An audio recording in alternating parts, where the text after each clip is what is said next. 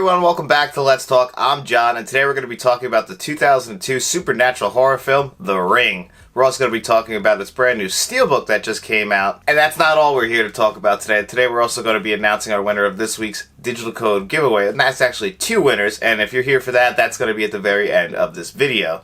Also, if you like movie reviews, 4K Blu-ray reviews, tech reviews, and game reviews, we try to do them all here on the channel. Nothing helps out more than by you liking this video and subscribing to the channel. So The Ring was originally released in 2002, and it is an American remake of a 1998 film directed by Hiroshi Takahashi, and this one is directed by Gore Verbinski, and this really started the J-horror craze here in America at the time. So before The Ring, we hadn't really heard about Japanese horror films, but Ring and The Grudge were huge, or Ju-on as it was pronounced in Japan, were huge over there, and they both got American remakes over here, starting with The Ring. And it really was a craze at the time that you really had to be there for, because The Ring in 2002, I remember this is 20 years now, this was a huge movie at the time. I was in middle school or high school, no, I was in middle school at the time, and I just remember everybody talking about this movie and how scary it was. I didn't actually get to see it in theaters. I didn't eventually catch up to it until it got to DVD, but it scared the hell out of me, and for a long time this was in my top 2 horror films of all time, just because I don't get scared of movies much. It's very rare that I've ever gotten scared of a horror movie. Actually, I can only pinpoint twice in my entire life that I actually was scared of a horror movie, and that was Poltergeist,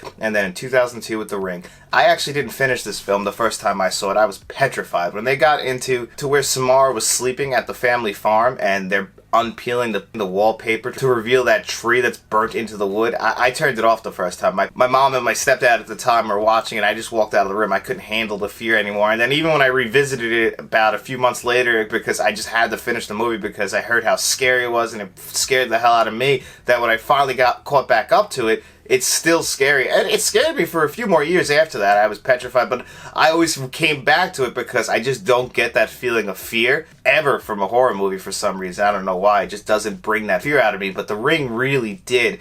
And that, for me, makes this movie very special, is the tension and the suspense and the atmosphere that this film builds up. So for people who aren't familiar with The Ring, and this is the first time you're hearing about it, and you're thinking about checking it out and possibly grabbing this Blu-ray Steelbook, The Ring is about a woman, Rachel, played by Naomi Watts. Her niece dies mysteriously, and her mother asks her to investigate what happened.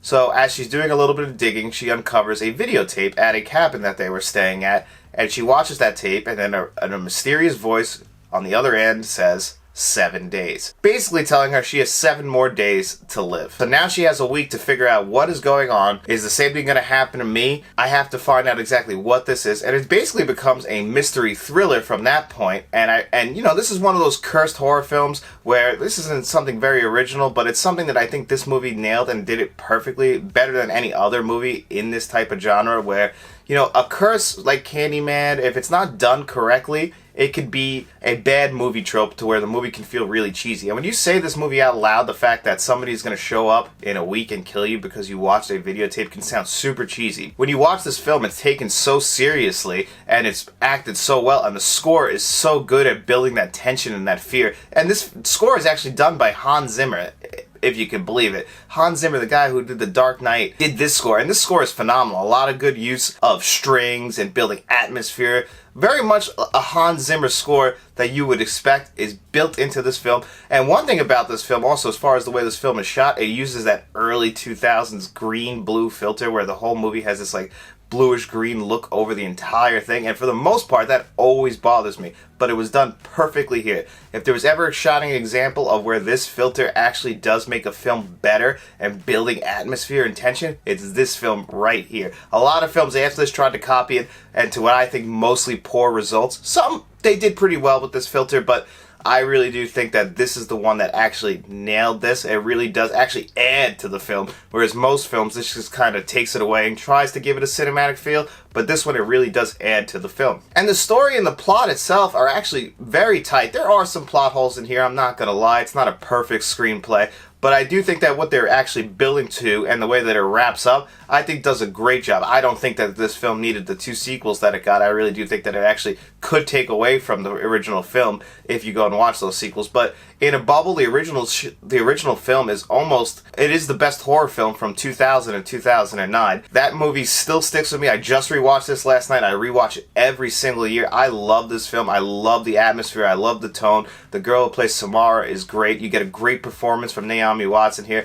Naomi Watts really was becoming one of our biggest stars of the time. You had her in this and Mulholland Drive, and she was really on top of the world. I really thought she was going to be way bigger than she turned out to be. You know, I'm not too sure what she's up to right now, but I haven't really seen her in much lately. Martin Henderson, he had a pretty decent role in here. Actually, I really feel like he's the one character I probably would have recast, because I'm not a big fan of him as an actor. I mean, he was also in Torque, which a lot of people do like it. You know, they were, again, at that time, he was a big actor that they were trying to push, and he's another one who kind of just fell off the face of the earth since then. I mean, I think he's still floating around, but I don't see him in too much. And then Brian Cox in a small role as Samara's father is awesome. Brian Cox is always good. But watching the film this time, I used to look at him as like a bad person, and I don't know why, because really, he got his life flipped upside down on him. And when you watch Brian Cox play this character, you could just see the pain and anger and sadness in this man, where I used to just look at the anger part of him, but there is a lot of pain and sadness behind those eyes, and Brian Cox does a great job portraying that on film. And another thing that always sticks out for me with this film is the Scary Movie 3 spoof of this, and when I watch certain aspects of this film, I can always see the Scary Movie 3 spoofs of it. And it actually it'll give me a little chuckle, but it doesn't take me out of the film. It's just something that I remember at the time in 2002, 2003, how big this film was. And that's another thing that kind of makes it shocking, that it's celebrating its 20th anniversary. And other than this Blu-ray Steelbook, I haven't heard people really bring up The Ring and how great of a film it is. I'm hoping that this film hasn't been lost to the test of time, because this film, I really can't undersell how much of a juggernaut in 2002 this film was, and how big J-horror was becoming here in the United States at the time. It was something new, something original, and I think it was something that really added to the horror genre and actually made it feel really like, almost like, I wouldn't say like almost Oscar worthy, but this film is a really good film, even if it wasn't in the horror genre, and that's something that I really do appreciate about it. And I'm just hoping that a lot of people can still appreciate this film now, 20 years later. And that's actually going to bring us to this Blu-ray Steelbook review, because I do want to talk about that. Well, here it is. This is the Ring Blu-ray. This is not a 4K Steelbook or anything like that. This is just a Blu-ray disc. It is the same Blu-ray disc that we got in 2019, and I believe it's the same Blu-ray disc from 2012. We haven't gotten an update or a new scan in a long time. This is just a repackaging of that disc. And that actually does make a little bit of sense, because the Ring Blu-ray itself was actually kind of hard to get. Matt had some issues where they would just send it in a blank Blu-ray box and the disc itself didn't work. It felt very cheap, and it kind of did create some issues, at least for us, on trying to get it. Other people might have had better luck, but it did seem like for a popular movie like this, the fact that it was actually hard to get on Blu-ray, and now 20 years later, it's celebrating its 20th anniversary, and we're not getting a brand new scan of it, is a little disappointing. But I am glad that they put a little bit of an extra effort to repackage it and put it out in the world, and hopefully more people are able to grab this Blu-ray, and then we can justify a new 4K scan of it, because this Steelbook is very nice. That's actually what caught my eye. It's rare that I will just buy something strictly on the fact that the Steelbook or there's no update to the disc or anything. I actually didn't own The Ring on Blu-ray, like I said. It was kind of hard to get, so I've only watched this every year for the last few years on streaming. I haven't watched it on anything else but streaming for the last few years, so I was finally glad to add this to my physical collection, and I'm glad they did it with this Steelbook. So as you can see, The Ring, a lot of it revolves around a VHS tape, so I'm glad that they put this really cool VHS looking slipcover on it, which I really think is a nice little touch. Really does help to stand out on your shelf, the fact that this looks like a VHS cover. And then you slip it off, and underneath is a really nice Steelbook. I do like that they did this combination of a slipcover over a Steelbook, and the Steelbook itself is actually very nice on its own.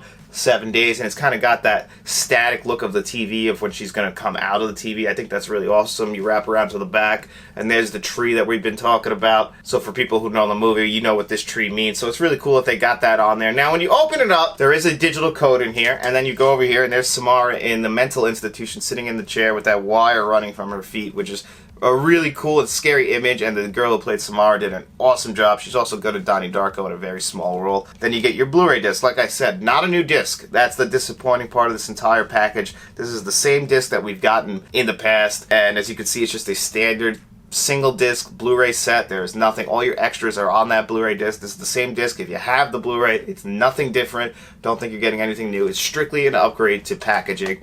Nothing to do with the Blu-ray disc. So how is that Blu-ray disc? Well, I watched it last night on my OLED C2, and I was surprised. It's actually a pretty decent Blu-ray disc, but it would look a lot nicer with some HDR or some Dolby Vision thrown on top of it, because it does look a little bit dated in scenes where it, you know, a resolution increase would have really helped it, and I really felt that mostly on interiors. Now, a lot of this movie does have some nice exterior shots, especially out in the rain in Washington, and with that blue-green filter, it really does pop in certain scenes, mostly in exterior shots, when they're at the cabin or when they're driving on the highway. That stuff all looked really good from this Blu-ray. I was actually surprised. I was expecting it to have aged pretty poorly, but it really didn't, so you could justify slightly that this Blu-ray is pretty good, and if you have a good enough 4K player, it will upscale it pretty well to where you're like, okay, at least this is good, and I can't complain about the visual qualities. I would just love, because I'm just such a huge fan of the film, I would have loved a brand new 4K scan, and I'm hoping that down the line we do get that, because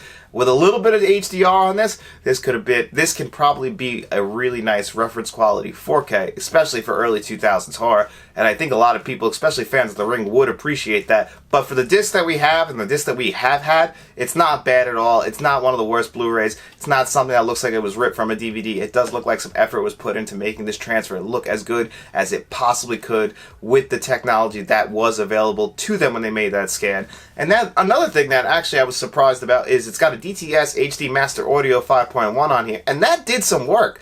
Very impressed with that. Horror films really do rely a lot on their score and building tension, and this is a Hans Zimmer score, and it did a great job at building tension and made good use of my rear speakers. You know, the subwoofer I think could have had a little bit more bass to it. You could turn that up in your own settings, but as far as the actual mix on here, I actually don't think they made the greatest use of that. That's my one complaint about the audio track. Other than that, for an older audio track that hasn't been mixed in a while, it is a pretty solid track, and I think it fits pretty well with the film. Again, it's something I would have liked an update to. Now, the biggest disappointment for me personally is the extras. The extras on here are the most bare bones extras you'll ever see.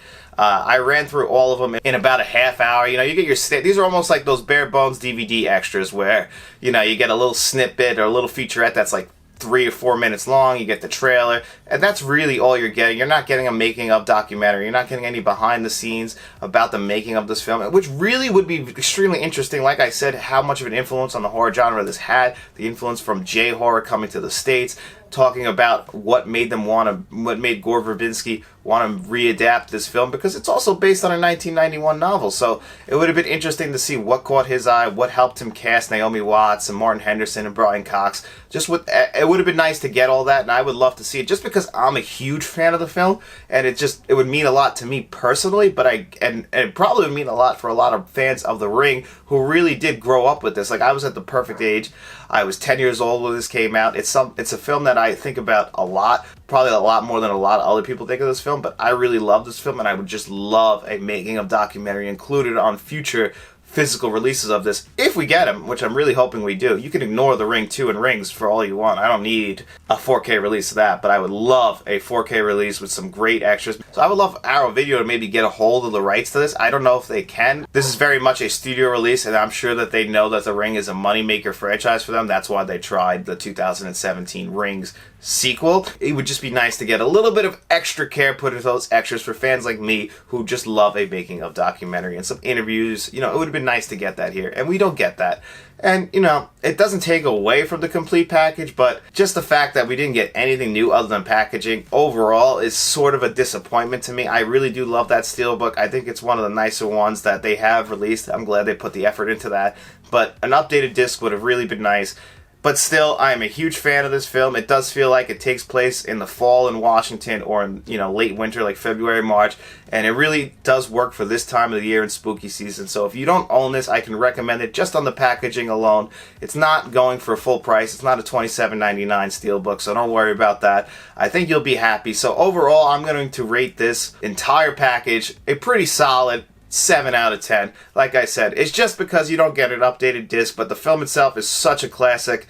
And that steelbook with the VHS slipcover is really nice. But again, the quality of the disc is not the greatest, but it will do. It's satisfactory is the best way to put that. But if you're here for the digital code giveaway, let's spin this magic wheel and see who wins. Alright everyone, thanks for sticking around to the end of the video. If you're new to the channel, we do this every single week. We ask 2 digital code giveaway questions in Friday's video. All you have to do is answer one and you are automatically entered into the digital code giveaway. And then we come back here on Mondays. We put your name on this magic wheel. We spin this wheel twice so we can pick 2 winners, and that's what we're going to do here today. So this week we asked you what was your favorite Halloween movie and what is a movie you can't skip in October. And we got plenty of great answers in there. A lot of people's favorite Halloween movie is Halloween 1978, and I can't blame a lot of people for that. That is the one that started it all. My personal favorite is Halloween 3 Season of the Witch, but I do feel it's a little bit unfair for me to say that because I really don't feel like that mixes in well with the rest of the Halloween films. I personally wish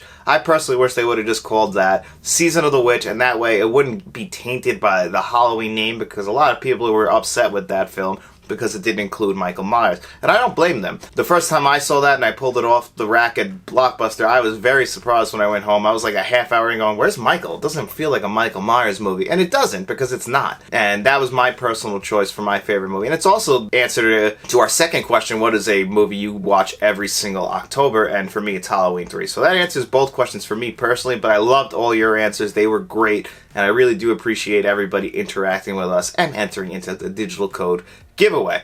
But without further ado, let's spin this magic wheel twice and see who this week's 2 lucky winners are.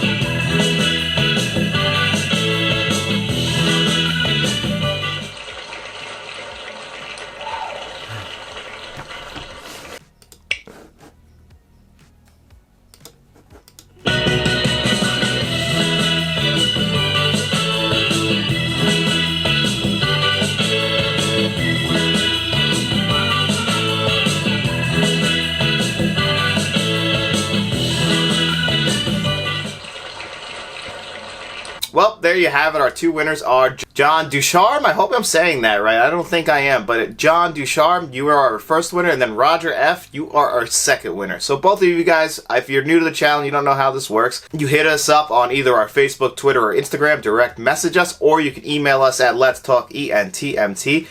And you have your choice of the digital codes that you saw in Friday's video and in this video. Just let us know which one of those codes you want. As long as the other winner didn't pick it before you, that digital code is yours. And for everybody who didn't win in this week's digital code giveaway, please come back to Friday's video. We will do this all again next week, and we really appreciate your support. And nothing supports the channel more than by liking this video, subscribing to the channel, and then I want you guys all to go out and tell all your friends. Enjoy the week, guys.